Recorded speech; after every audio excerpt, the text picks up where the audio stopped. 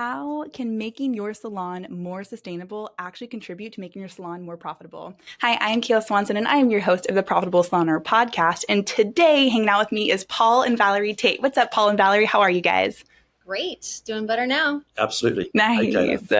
Hi, thank you guys so much for hanging out with me, because I think what I love about having you guys here today is sustainability is a big topic in the world, but I don't think that people quite have the education and understanding how sustainability and just the more benefits, how much it can actually benefit your salon in more ways than you think. It's not just about saving energy. It's about a whole lot more than that. Before we get into that, can you guys tell me, so Paul and Valorie are the founders of Sustain Beauty, and tell me a little bit about your journey. Like, what brought you to opening or starting Sustain Beauty? Like, tell me a little bit about your passions. Sure. You want me to tell a story? It's a story. Okay. So Paul and I are married, and we met at a previous role. So we've been together for quite a long time, and we love the industry. We've been in the industry for a very, very long time. And when we had kids, we just kind of started questioning, what's the future going to be like, particularly for the young generation. And we started thinking, well, we want to pivot in our careers, but we want to do something that gives back to the industry. And so the more we dove into what it was we were going to do that's going to give back to the salon and to the stylist, sustainability just kept, cropping up, because it is a very broad topic. And then we found Eco Heads, which is our first brand that we brought into the US. And it just felt like a no-brainer, because the more we dove into sustainability, the more obvious it was that it's not just about, some crunchy granola conservation thing. You know what I mean? It's performance enhancing. It's finding new innovation that's going to make it a better outcome for everyone. And also it's a future looking strategy. So it started with Eco Heads, and it was really successful for many reasons. And then we started looking around for different products, different services that hit on our manifesto, which really looks at every product for a specific list of criteria. And that has to be that it's going to enhance the performance of the service. So the outcome has to be better. It has to obviously save the planet. It has to also contribute to the health and wellness of the stylist, because that's a very important aspect of our criteria, and align with all the different social economic aspects of being a great human. So, so we started branching out from there. And, sustainability, I think, for Sustain Beauty Co. is really broad. And we like to approach it as a path and not a destination. We're not PhDs. We're not here to judge. We're just here to celebrate the little wins, because that's actually what is going to take us to a sustainable future. It's not about, sitting in a dark room with a candle.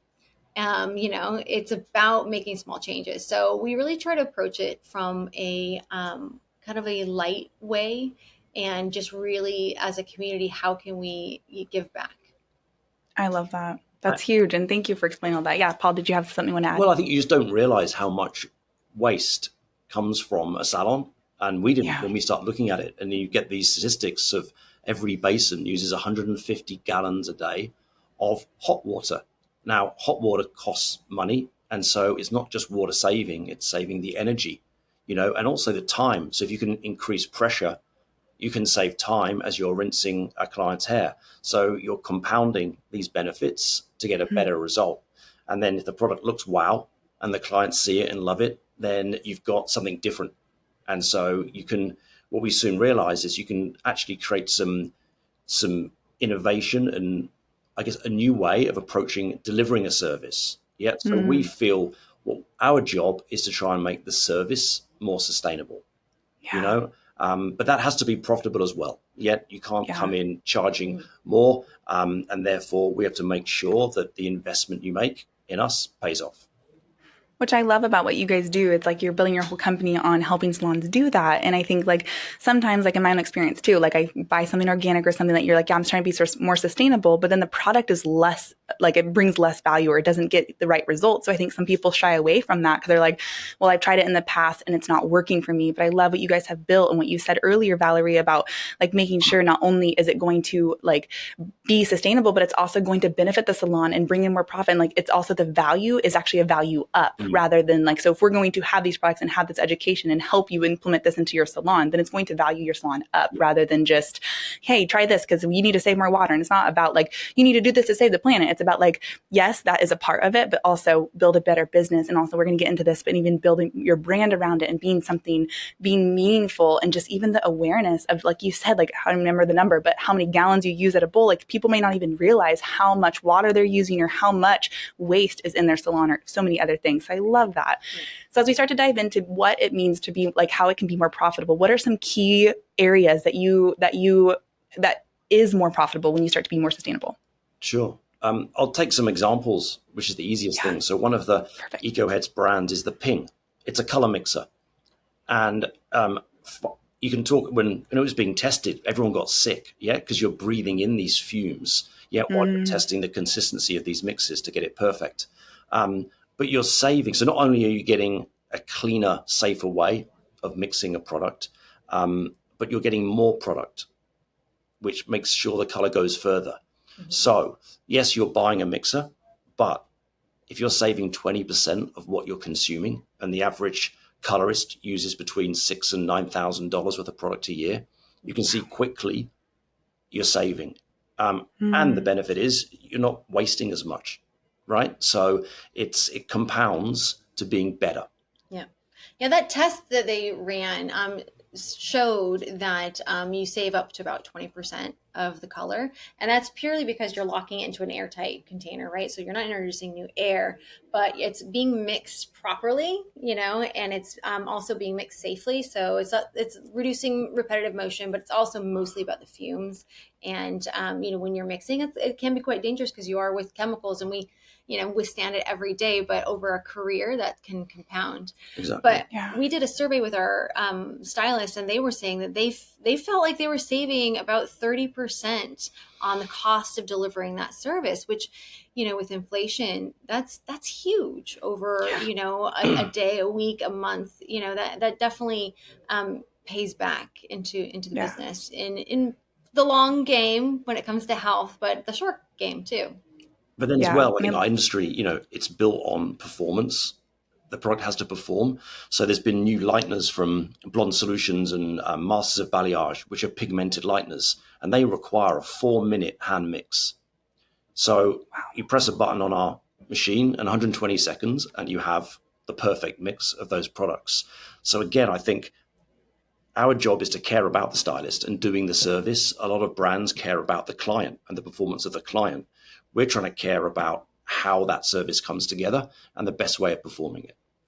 Yeah, man, I love what you just said, that when you're taking care of the stylist, because I don't think like if you're listening, that like working with hair, it's very hands-on. You're using your hands consistently. I know so many stylists and people who've done hair who like their hands like a carpal tunnel, like there's so many things. And like you're talking about, breathing that stuff in, the chemicals that you're working with on the daily.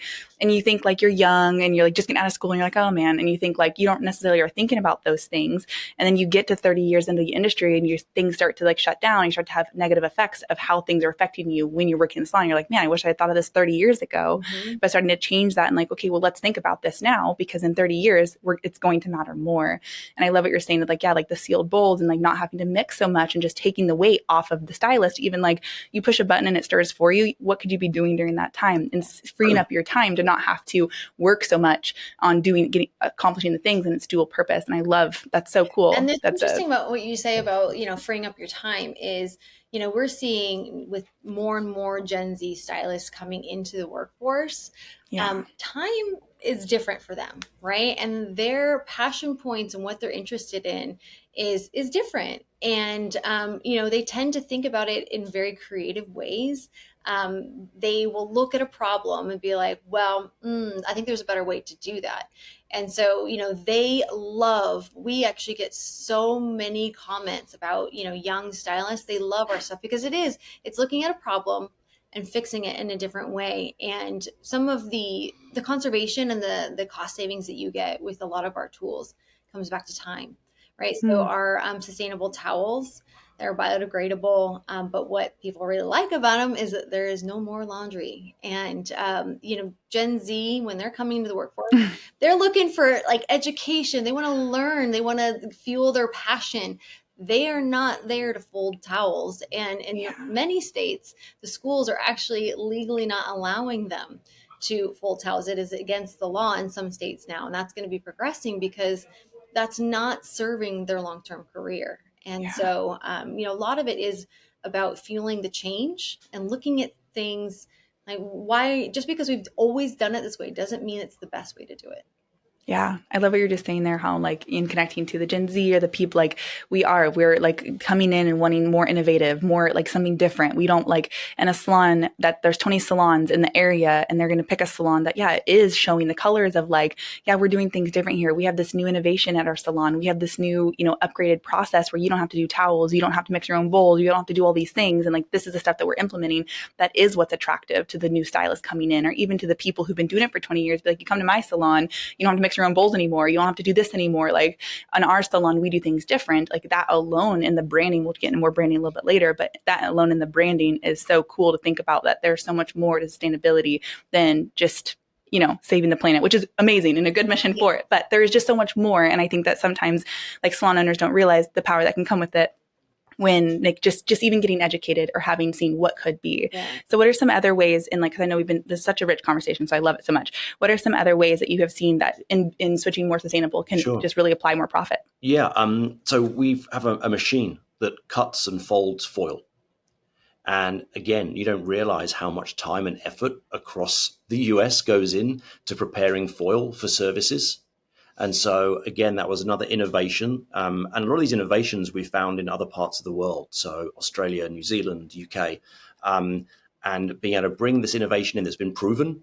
And then we're trying to adapt it, for the US market, because consumers, we are different. We have different sets of problems to solve. And so, that time saved typically by juniors that are in a salon is like, you don't want them cutting and folding foil and folding laundry. Like, let's upskill them, and give them really constructive things to do. And I think this is where technology's changed, and we're an industry where we change people's looks every day, yet sometimes we struggle with our own behavior change. But these tools are all out there now. And so I think we're trying to shine a light that there's a different way of doing something, and the labor costs are expensive. They are. And we got to be mindful. Yeah. And I mean, I feel like it's interesting because when you ask somebody to describe our products that have been using it, the sustainability aspect tends to be the last thing they mention.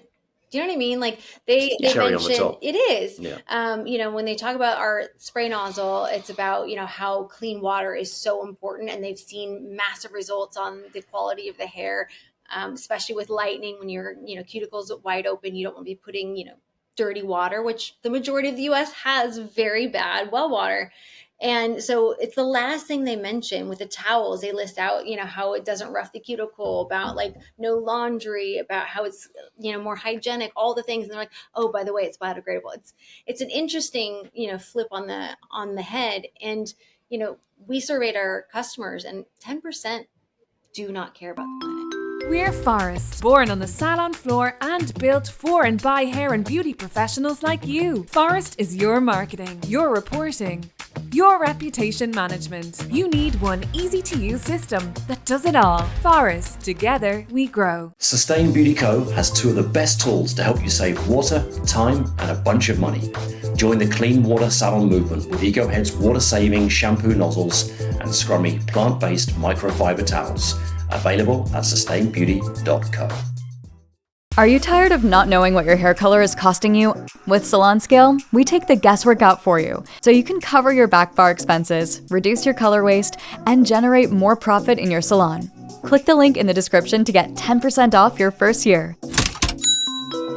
Do not care. But as far as I'm concerned, I'm like, well, that's okay, because you're still saving water. You're still, giving back to the planet. You're still handling things, in a way that's going to be more sustainable in the future. So for me, that is the future. That's the way that we're going to be more sustainable, is to make it, kind of the cherry on top, not disrupting lives and actually improving the service. I love that. And like bringing in, like you were saying, how like, yeah, the world is changing. We're constantly innovating new things, creating new things that can just support us. And like, cause yeah, we're all looking for something that's going to make our lives easier, save us time, save us money, save us like make things better, improve on our life.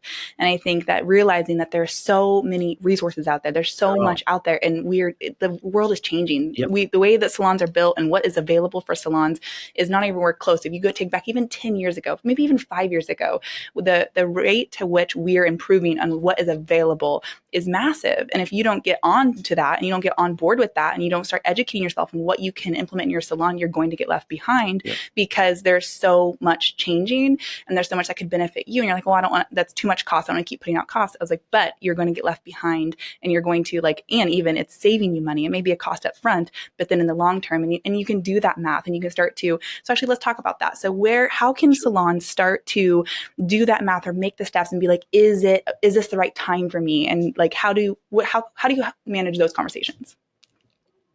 With facts.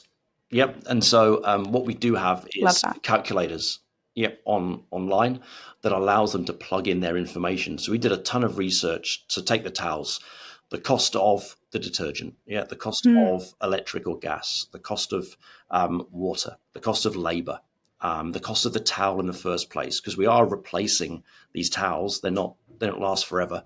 And when you calculate that and you compare it then to the unit cost of a single use, virtually in every case, we are cheaper than the laundry, but it's sort of a hidden cost. There's so many different areas that you just don't think about when you just do what you do sort of every day.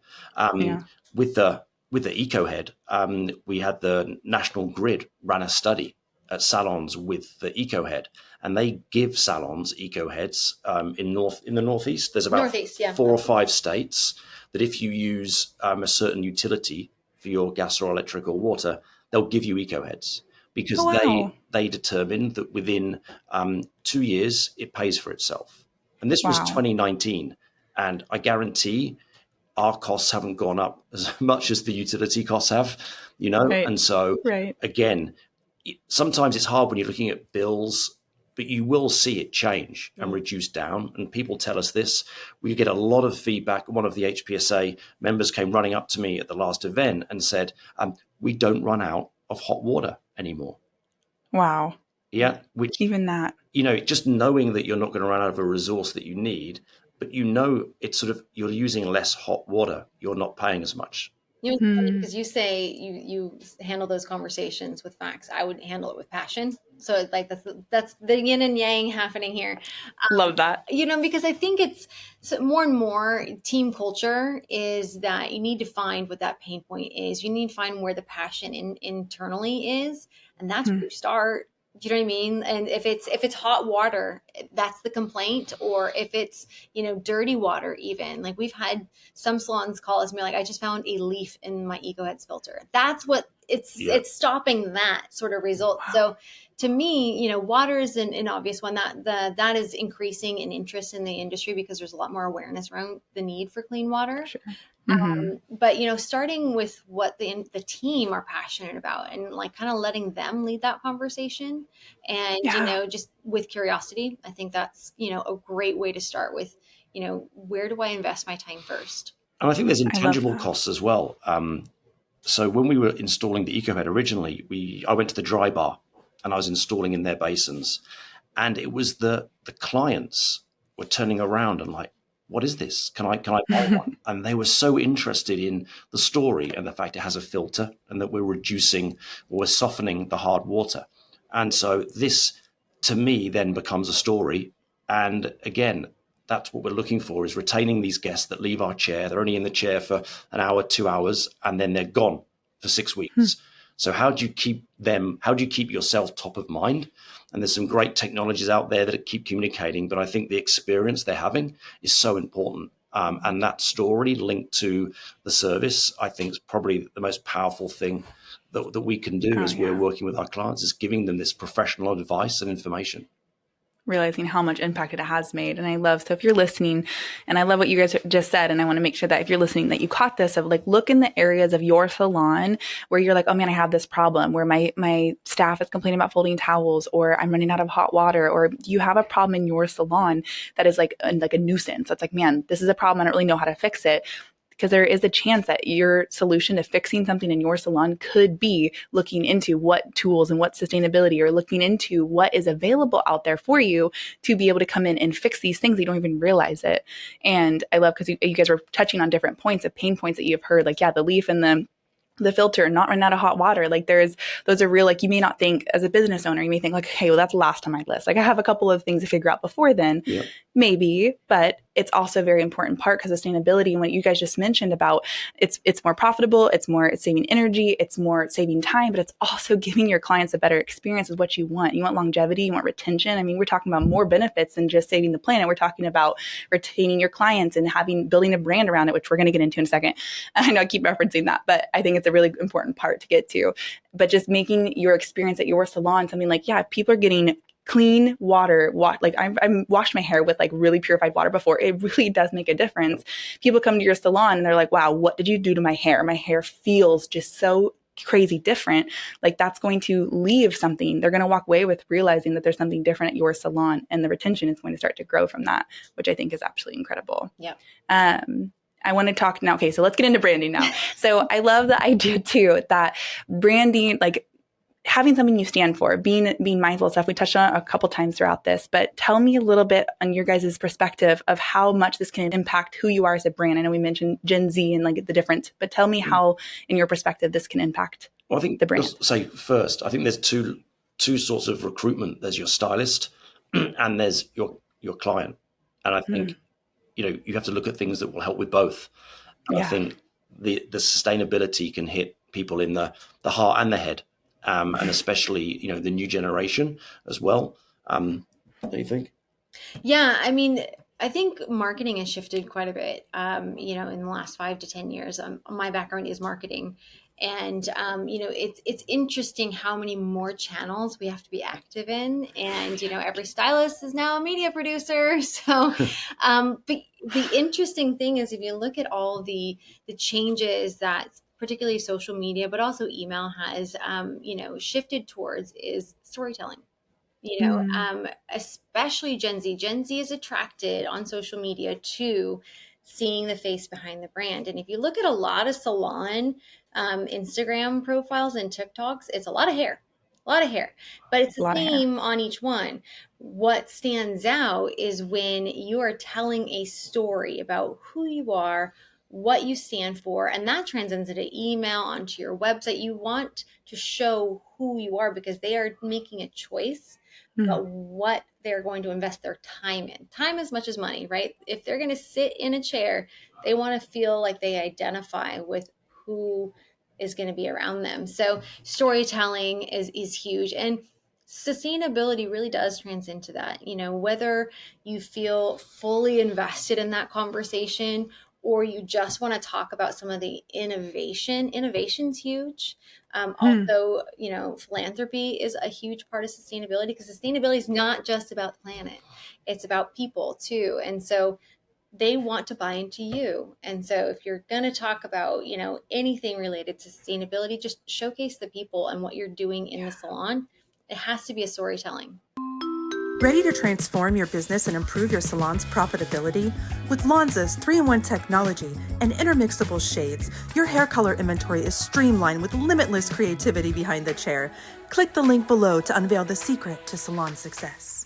Are you ready to increase your retention and revenue and convert website traffic to clients? Then you're ready for Maya. Maya creates better business relationships by pairing the right clients with the right beauty professionals. Use promo code HPSA for your first 2 months free. Visit joinmaya.com to get started. I love that. And that is very well said, because I love that marketing background, because you're right. Like people like, and the hours and hours that people spend. I was talking to somebody who said that the average person spends 2 hours a day on social media, and they're just the constant scroll, the constant just influx of things coming through your eyes and just scrolling. It's like people do, especially, we talk about this a lot on the podcast of like people want a place that they can belong. They're going to spend upwards of $300 at your salon, and they're going to spend up to, last time I got my hair done, it took 5 hours. It's a large chunk of your time. People aren't just going to your salon to look good. They're also going to get away from their world, to pamper themselves, take care of themselves. So when they're looking at a salon they want to be a part of, they're looking at like where, like, they want a salon that they can get behind, that they can believe in, that they can make at home and make a family and be proud of and share with their friends. And if you build a culture, you build a brand around something specific, or a story, like I love the way you put that, like a story of what you're trying to accomplish, your mission in life and all that stuff, then your clientele, your guests coming in will adopt that story. And then they also will have a story to tell their friends and be like, oh man, you got to come to my salon. You don't believe what they did with my hair the other day. Or like just the people, like the culture in your salon, like all that stuff plays into like expanding in who you are, making a name for yourself. And with, thousands and thousands of salons out there, being able to stand out and make a difference and tell your story, because you're unique by who you are as an owner. You're unique by the people who work there, but you're also unique by what you're doing inside your salon, the tools you're using, the experience people are having, and the tale that tells. So I love the way that you just said that. And it's like, it creates a buzz in the community, right? So like, oh yeah, if you have, a reputation for doing things slightly different, and people can visually see that on any of your external channels. And then as, people experience that difference and they're out in the community and they're creating buzz, to Paul's point, it's not just about attracting new guests, it's attracting like-minded individuals to come and join your tribe. And I feel like, sustainability is a big part of that, right? If you are investing in tools that clearly invest in the stylist, health, wellness, work-life balance, you have systems that allow them to not have to answer, text messages in the back room in between processing times. If you have things that reinvest into the stylist, you should be talking about them. You should make them visible, because not only are stylists going to be attracted to that sort of culture, the clients are going to be attracted to that kind of culture because it's part of your story. Yeah. Wow. That's so well said and so huge. So I hope that was really beneficial, and what, like, you heard that in terms of like, your clients, your staff, they want a place that they can belong, a place that is a little bit bigger than who they are, and a place that they can be like, I work here and this is what we're doing. And this is what I'm proud of. Like, one of my favorite things about working for HPSA is our mission. And I love when people are like, oh, what do you do? And I'm like, oh, we serve the beauty industry by elevating the world's perception of the beauty industry. I'm constantly just telling strangers, telling my family what our mission is, because I have adopted it. I love it. And I live and breathe it. And that is why I love working here, no matter when things get hard, if I struggle or bad days, because that's all possible. But having a place where I belong and I believe in the mission, again, it's going back to what do you want to represent as a salon, and who do you want to attract? If you're struggling to hire, if you're struggling to bring in guests, like maybe adopting some of these tools of being like, okay, what do I stand for? Maybe take that time and sit with yourself, be like, what is my mission? What do I stand for? And is it something tangible? Is it something you can tell a story with? Because sometimes I feel like we can get in our marketing, we can get kind of redundant, or get like, like we go to ChatGPT and ChatGPT spits out a bunch of like random things that are more generalized, instead of being like speaking from the heart. And what does your heart say? Why did you get in this industry in the first place? Why are you building your salon? In 20 years from now, what do you want your salon to represent? And if you're listening to this and you're like, I don't really know, then those are the questions you should be asking yourself, and be like, what can I implement in my salon? How can I elevate my salon so that you withstand the next 20, 30, 50 years, because you are building something that's moving with the world, and moving with, as we start to elevate the world, you're moving with it and not leaving left behind. For sure. Valorie and Paul, I appreciate you guys so much for joining me today. Do you have anything left you want to add before we kind of wrap up? I don't know. Do you want to go? No, I mean, I go back to the facts and then the practical level as well. I think, I've seen the last few months salons that work with us and reach out for content, for their SEO, for social, even for their digital signage. So we've created with them videos with their branding on, where they can be proud of what they're saving and what they're doing. And so again, we have a kit for the salon that can then use this as tools. And technology is so important, and will become even more and more and more important. And I love what you guys do with Salon Scale, and driving for that profitability. And so, I just encourage anyone that's using these tools or thinking about it, think beyond just the use of it and how we communicate that. to our audience. And so we're here to help with that. We're not just selling tools online. We're here to support the business. Yeah. And I mean, I think to that point about like seeing what you're doing, what you can think beyond. We also just relaunched our checklist, our sustainability checklist. What I love about this checklist is not just because it has 125 things that you can do, plus it's got like a bonus section about how to communicate it and market it. I like seeing when people fill it out, they are checking off things they're already doing. And I guarantee every single person that has filled this out has found at least a handful of things they're already doing to be sustainable. Wow. And, I think that's your launch pad of anything, right? It's just to see where you're at now and then figure out where your passion takes you. Yep. I love that. And thank you so if you guys want the checklist, I'll put the phone number in the description and you guys can text checklist to that number. You guys can get the checklist. We'd love to give it to you. Because I just downloaded it the other day and I was looking through it and it was so educating. And like you just said, Valorie, of there's things that you probably already are doing. And then just to build on that. And it's a checklist of checking out where in your areas can you be sustainable or where can these things impact you? And it's a very great resource. So if you want that resource, there'll be a phone number. I used to tell it to the podcast, but most of you guys are driving. I don't want you guys to text and drive. So it's in the description. So when you're done driving, text the description. The number will be in there. Just text checklist and I'll get that over to you. And I love that. I want to ask one more thing of Paul, did you have something you wanted to add? Well, I just think also just as a give back that what we wanted to do was we thought of we're saving water. So how can we give water? So every 2 years, we've committed to building a well in a sort of water distressed area. So 2 years ago, it was El Salvador. We're a community of about 300 people got fresh drinking water, and that was through the purchases of our products. And it's great because a lot of I've got 2 daughters, and so in this community, the girls are the ones ferrying water back home. And so just be able to see that, and that's coming from, the hairdressing community buying these tools, and we can now work with the Thirst Project and do that. So we've got one kicking off in November in East Swatini. Wow. Yeah, so every purchase is actually impacting something a little bit more than just you. So it's great, and it's great to be able to do it. Wow. And I love that you saying that too. It's like, you guys have built this company around, again, showcasing your mission and marketing and telling your story of we have things that are bigger. And I love what you said, Valorie, in the beginning. It's we had our children. We're how do we impact the world in a different place? And how do we teach them? And I have a son, I have a 4.5-year-old son. And it's always how can I help create a better world for my son? So when he grows up and he's my age, I showed him how we can make an effort. We can do our part to just elevate it in a little bit in our corner neck of the woods, because I know the world is so big, but you can, you guys just are building wells in other parts of the country. There is things that you can do to impact the world. And I know we talk a lot about even doing community things with your salon and getting your team on board with it, having conversations, opening up, what do you guys want? What are you guys open and curious about? What are you passionate about? And moving together as a team to become a salon that stands for something more than just doing hair. Yeah. I love that. Thank you guys so much for hanging out with us. If you got a lot out of this, please let us know. I'd love for you to join us on Facebook, on our Facebook group, Profitable Salon in our Facebook group.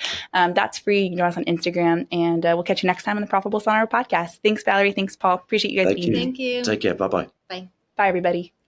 You've been listening to the Profitable Salon Owner Podcast. Be sure to like, subscribe, leave us a review, and check us out at profitablesalon.com for more episodes, content, and to help you turn your salon into the business you've always dreamt of.